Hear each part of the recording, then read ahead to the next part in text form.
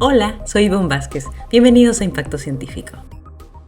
Hoy hablaremos sobre la energía solar fotovoltaica.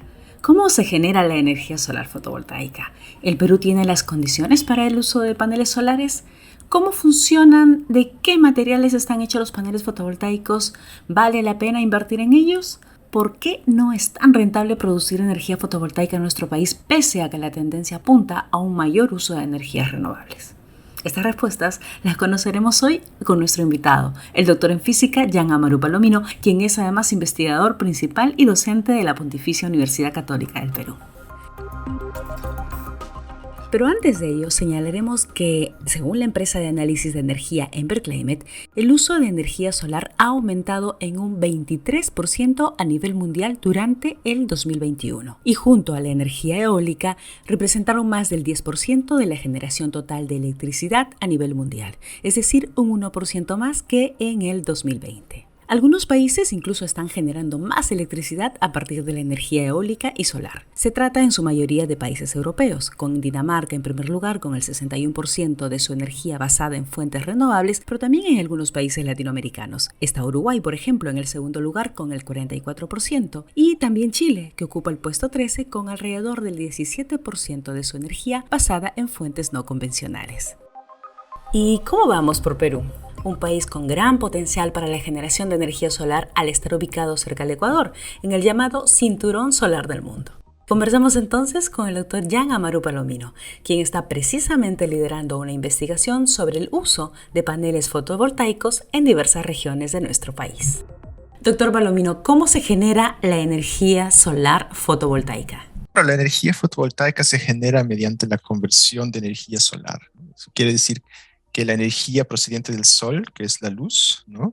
Se capta y se transforma en otra forma de energía que podríamos utilizar, que en nuestro caso sería la energía eléctrica. Y bueno, la gran ventaja de la conversión fotovoltaica es que es una conversión directa, no hay un paso intermedio, se convierte directamente la luz en electricidad, ¿no? Y además que sabemos que es limpia, renovable, no genera ningún residuo contaminante durante su operación. Pueden usarse en grandes plantas fotovoltaicas, ¿no? Ocupan áreas muy grandes y pueden así alimentar electricidad a una ciudad o a un pueblo.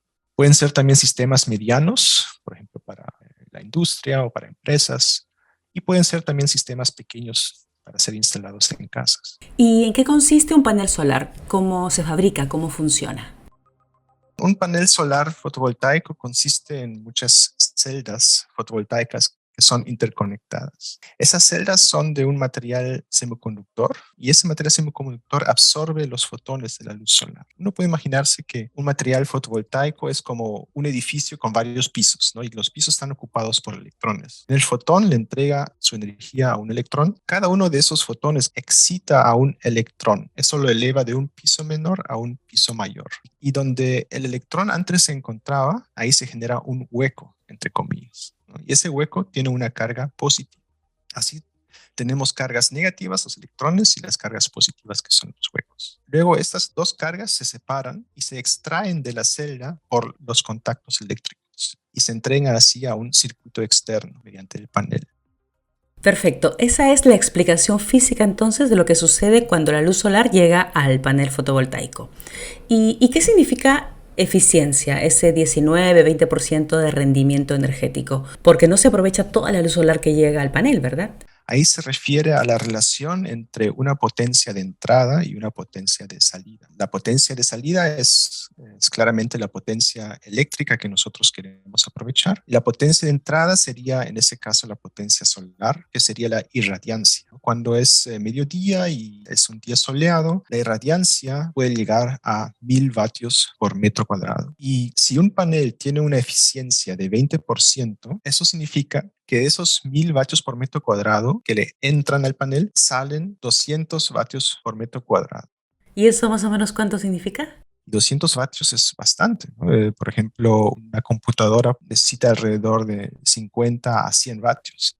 Y ahora que hablaba de materiales, ¿qué materiales son los más eficientes o económicos y qué tecnología cree que finalmente se terminará imponiendo en el mercado? Bueno, actualmente el material más usado para las celdas fotovoltaicas ha sido el silicio cristalino desde que apareció esa tecnología en los 60, 1960-70. Y este silicio forma la base de cada celda y tiene el objetivo de absorber la luz. Adicionalmente, ese silicio está cubierto por otros materiales, que son láminas delgadas con espesores de nanómetros.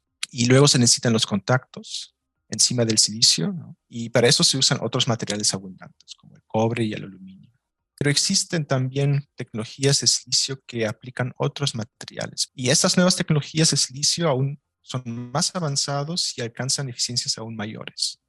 Pero a la vez cuestan más también, ¿no? Cualquier nueva tecnología al principio siempre cuesta más. Pero también la investigación se enfoca también en reducir los costos. Se Eso, buscan, justamente. se buscan de reemplazar componentes de los materiales de estas celdas por materiales menos costosos, ¿no? Las primeras celdas usaban oro como contacto. Oro es el mejor conductor, Ya, pero qué no lujo. podemos tener celdas de oro, ¿no?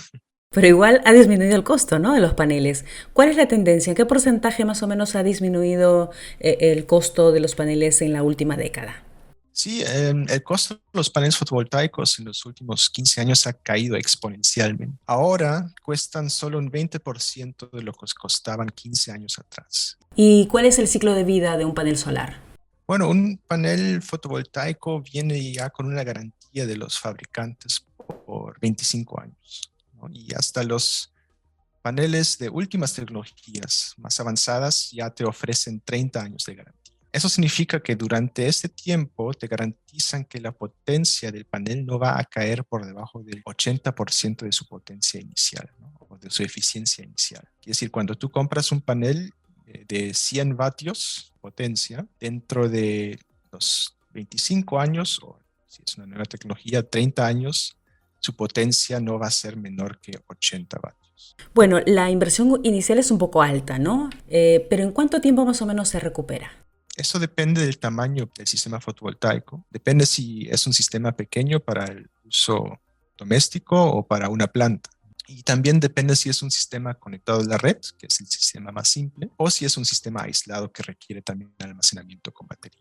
Y bueno, en el caso de Lima, que pues para el caso del Perú representa una de las condiciones menos favorables para el clima, por su clima particular, ¿no? No obstante, también tiene un potencial bastante alto en la región de Lima.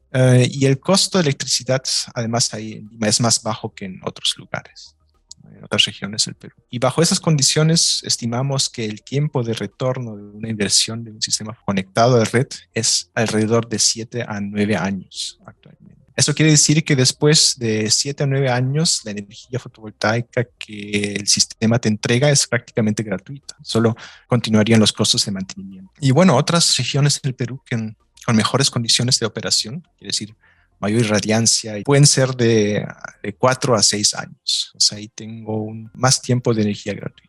Y según los estudios que ustedes están haciendo, ¿qué regiones en el Perú son las más idóneas para el uso de estos paneles? Depende de las zonas climáticas. ¿Qué factores se deben tomar en cuenta si se quieren instalar paneles solares en el Perú? Nuestros estudios demuestran que en realidad todo el Perú cumple con todas las condiciones requeridas para el uso de energía solar fotovoltaica. Por ejemplo, si comparamos con Alemania, que es uno de los países que más ha invertido en esa tecnología, en promedio anual en el Perú recibimos casi el doble de irradiación solar. La otra ventaja es que en el Perú nos encontramos cerca al Ecuador. Eso significa que la irradiación mensual a lo largo de un año varía muy poco. No como en los países de latitudes mayores, más alejados del Ecuador, en los cuales hay una variación mayor en la radiación durante los meses de verano e invierno. ¿Y cómo va la instalación de paneles fotovoltaicos en el Perú? ¿Ha aumentado considerablemente en los últimos tiempos? Bueno, hay que reconocer primero que el Perú fue el país pionero en Latinoamérica en instalar uno de los primeros grandes plantas fotovoltaicas en el sur del Perú. Y hasta la fecha hemos instalado a nivel de plantas alrededor de 300 megavatios de potencia nominal. Y eso suena bastante, ¿no?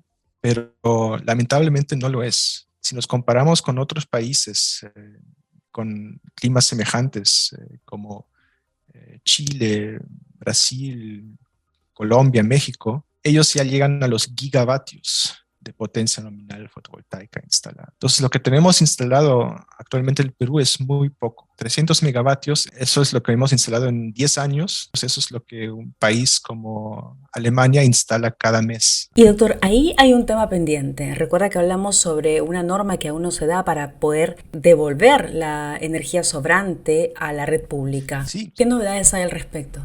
Pero en el Perú todavía no existe una normativa o una ley que nos permita a nosotros mismos instalar un sistema fotovoltaico y a la vez inyectar a la red. Quiere decir, usar la red como una batería. Para realmente poder usar la energía solar fotovoltaica, debes tener la posibilidad de, cuando tu sistema sobreproduce, tú puedas inyectar esa electricidad solar que te sobra hacia la red, y esa electricidad que inyectas a la red, pues lo repartes, bueno, entre los vecinos, en todo lo que está conectado a esa red. O la vendes también, ¿no? También, ¿no? Hay también ese tipo de normativas, ¿no? La que se está pensando implementar en el Perú hace muchos años, ¿no? Ya existe una propuesta de ley, solo falta que un ministro le dé su firma, ¿no? Será una normativa que se llama balance neto para el autoconsumo. Eso significa que cuando yo tengo un sistema fotovoltaico instalado y durante el día produzco más que yo consumo, lo puedo inyectar a la red y mi contador me cuenta la energía que yo inyecto a la red. Luego, durante la noche, cuando yo consumo de la red, mi contador cuenta lo que yo consumo de la red. Y al fin del mes, solo me cuenta la diferencia, ¿no? Y me cobra por la diferencia. Eso se llama balance neto y se encuentra implementado en países como Brasil y creo también en Colombia. Y creo que somos uno de los pocos países en la región que tiene ese problema aún, ¿verdad? Ya casi todos tienen las normas claras para generar energía solar y a la vez redistribuirla en la red pública, que es como funciona el sistema para ser rentable y así también pueda masificarse. Sí, somos uno de los últimos en Latinoamérica, ¿no? Que a quienes les falta ese tipo de normativa y ley que permita inyectar a la red. Y bueno, esperemos que eso venga pronto porque esa tecnología viene sí o sí. Ojalá sí o sí se den las normas más bien. Bueno, esperemos que los gobiernos peruanos nos permitan a nosotros los usuarios también aprovechar de esa oportunidad. Y doctor, pero al margen de esta situación, si yo quiero instalar mi panel fotovoltaico, lo puedo hacer, ¿verdad? ¿Qué recomendaciones usted nos daría? Sí, yo igual puedo poner un sistema fotovoltaico en mi techo, ¿no? Solo que no puedo inyectar a la red. Entonces, cualquier energía que sobreproduzco, que yo mismo no consumo, lo podría almacenar en una batería, ¿no? Pero una batería significa también mayor costo y mayor mantenimiento, ¿no? Entonces, si yo quiero instalar un sistema fotovoltaico, si por ejemplo yo sé que a lo largo del día tengo ahí equipamiento o trabajo desde casa, por ejemplo, todo mi consumo, la mayoría de mi consumo ocurre durante el día cuando hay sol, ¿no? Eso puede ser también, por ejemplo, para empresas o para la industria. Pues ahí me pongo en contacto con una de las muchas empresas instaladoras de sistemas fotovoltaicos que ya se encuentran en el Perú. Ellos suelen hacer primero un análisis de carga, que es decir, ellos ven tus recibos de luz, cuánto has consumido en los últimos meses, años, ¿no? Cuanto más tiempo tienes, más datos tienes, mejor. Y así pueden estimar cuánta carga vas a necesitar en el futuro y pueden así dimensionar también el tamaño del sistema fotovoltaico que necesites para satisfacer esa carga. Gracias por la entrevista, doctor Jan Amaru Palomino. Ojalá lo escuchen en el Ministerio de Energía y Minas o donde corresponda y así nos volquemos a potenciar la energía solar fotovoltaica, ¿no? Que es tan vital en el contexto del cambio climático y porque además es una solución para los lugares donde aún no llega la energía convencional. Y bueno, confiando en que las autoridades competentes escuchen el llamado del doctor Palomino, nos despedimos hasta la siguiente edición de Impacto Científico. Hasta la próxima.